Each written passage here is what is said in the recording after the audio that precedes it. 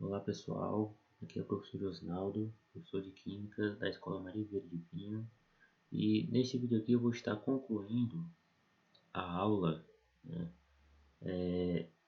envolvendo aí o conteúdo de funções orgânicas, né.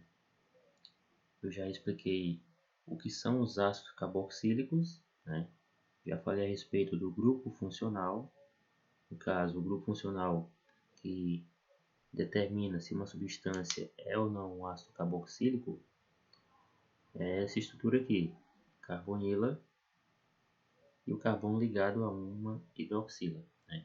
Então essa estrutura aí nós denominamos como a estrutura carboxílica, né?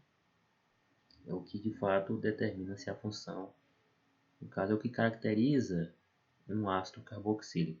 Tá? Eu já falei a respeito da nomenclatura desses ácidos. Em relação às propriedades dos ácidos, já falei a respeito das forças de interação molecular. E eu vou estar concluindo aqui falando a respeito da temperatura de fusão e de ebulição dos ácidos carboxílicos e da solubilidade, as duas últimas propriedades. Então vamos lá. Em relação às temperaturas de fusão e de ebulição, podemos generalizar que os ácidos carboxílicos apresentam temperatura de fusão e de ebulição mais altas que as dos álcoois de valor de massa molar próximos. Então temos aqui um ácido carboxílico, o ácido etanóico. Notem que nesse caso aqui nós temos aqui o propanol, que é um álcool, tá? E aqui nós temos propanona, que é uma cetona, tá? Esses três compostos aqui, eles apresentam aí massas molares próximas.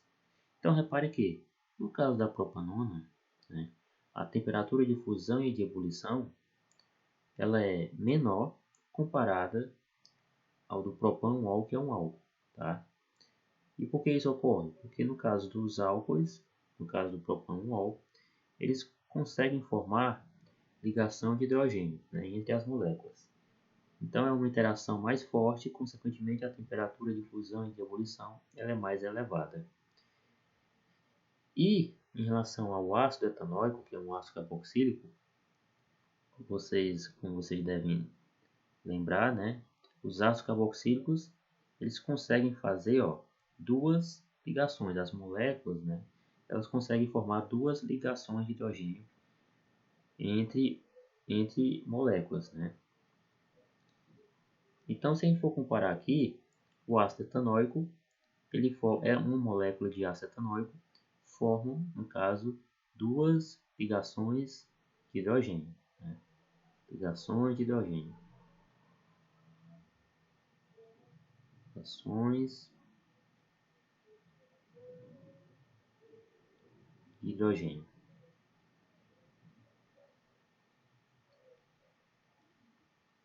Por outro lado, os álcoois, né, eles formam apenas uma ligação. Né? Uma ligação. Então, por essa razão, os ácidos carboxílicos eles apresentam temperatura de fusão e de ebulição mais elevadas comparadas aí aos álcoois. Né? A razão, o motivo, está justamente nessa diferença, tá? Na quantidade de ligações de hidrogênio que os ácidos podem fazer. É uma a mais comparada às dos álcoois. Tá? E no caso da cetona, propanona aqui, elas não formam ligação de hidrogênio. Né? Então, a interação entre uma molécula de propanona e outra molécula de propanona é uma interação que nós chamamos de dipolo permanente. Ela é mais fraca do que as ligações de hidrogênio. Tá? Por isso que a temperatura de fusão da propanona e da cetona, de modo geral, é muito inferior, né? Bem inferior comparada aí a dos álcoois e dos ácidos carboxílicos. E por último, solubilidade. Né? O que diz aqui a respeito da solubilidade dos ácidos? Os ácidos carboxílicos alifáticos, que possuem de 1 a 4 carbonos na molécula são solúveis em água. O ácido que possui 5 carbonos é apenas parcialmente solúvel. Os demais são praticamente insolúveis. Então, olha só. Vou pegar aqui um exemplo. Detalhe. Ácidos carboxílicos alifáticos. Quando ele fala em alifáticos, ele quer dizer o quê? Cadeias abertas. Tá? Cadeia normal. E não cadeia fechada. Alifático, cadeias abertas. Então, um exemplo. Vamos ver aqui. Pegar aqui esse ácido aqui. Carbonila, hidroxila. Aqui H2, H2 e H3. Esse ácido aqui, que é o ácido butanoico, né, ele é solúvel em água. Né? Por quê? Porque ele tem aqui 4 carbonos na molécula. Né? A quantidade máxima de carbonos que é possível para que o composto, para que o ácido seja solúvel em água. Agora, vou pegar aqui outro ácido. Temos aqui outro ácido. Aqui. Hidroxila. Aí H2. H2. H2 e H3. Nesse caso aqui, notem que na molécula nós temos 5 carbonos. Né? Aí, nesse caso aqui, esse composto, como é o nome desse ácido? Ácido pentanóico. É o nome desse ácido aqui. Esse ácido ele é parcialmente solúvel em água. Tá? E qual é a explicação? Notem que a cadeia carbônica, né, no caso aqui, ó, ela é maior. Tá? E observe que essa cadeia, né, ela é formada por carbono e hidrogênio. Então, essa estrutura aqui, nós classificamos ela como uma estrutura apolar. Tá? É por isso que esse composto, o ácido pentanóico, ele é parcialmente solúvel em água. E por que ele é solúvel em água? Devido a essa estrutura aqui, ó. Essa e essa. Né? O polo aqui, no caso, devido ao oxigênio e à hidroxila, por serem elementos eletronegativos, né? Ou melhor, estruturas eletronegativas, então vai haver a formação de um polo, né? Polos no caso aqui. Então, essa parte aqui, essa estrutura aqui, ela é polar. E lembre-se de que a água ela é uma substância polar, tá? Então, por isso que, no caso do ácido pentanóico, ele vai ser parcialmente solúvel devido a essa estrutura aqui, né? A polaridade dessa estrutura aqui.